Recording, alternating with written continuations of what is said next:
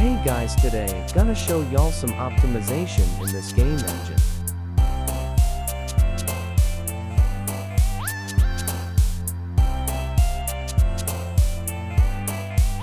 As y'all can see, it's fully optimized for people that are making games, and you have the option to cap frames and more.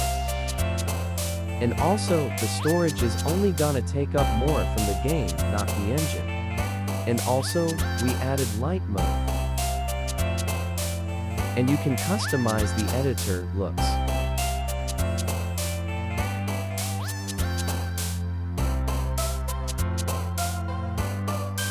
Anyways, thanks for watching guys, and join our Discord server for public testing, and also feedback.